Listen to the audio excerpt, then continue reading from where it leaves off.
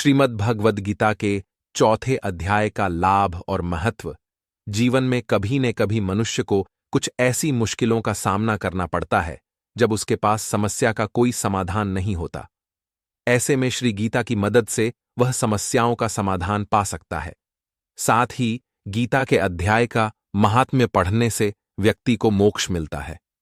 यहां पढ़ें गीता के चौथे अध्याय का महात्म्य। लक्ष्मी जी ने पूछा, हे स्वामी, श्री गीता जी के पाठ करने वाले को छूकर भी कोई जीव मुक्ति हुआ है? तब श्री नारायण जी ने कहा, हे लक्ष्मी, तुम्हें मुक्ति की एक पुरातन कथा सुनाता हूं। गंगा जी के तट पर एक काशीपुर नाम का एक नगर है। वहां एक वैष्णव रहता था।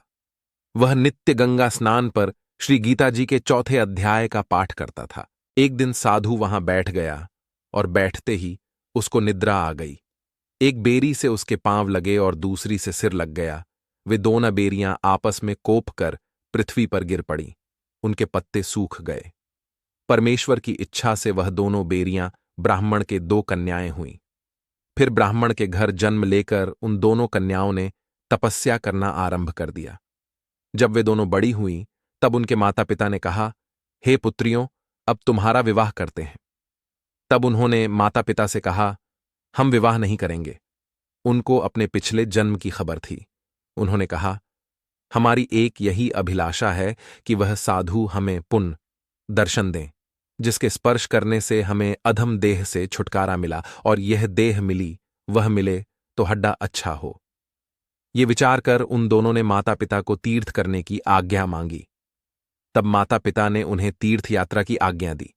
तीर्थ यात्रा करती करती वह बनारस पहुंची तो वहां जाकर देखा कि वह तपस्वी बैठे हैं, जिनकी कृपा से हम बेरी की देह से छूटी हैं। तब उन दोनों कन्याओं के चरण वंदना की। साधु ने कहा, तुम कौन हो?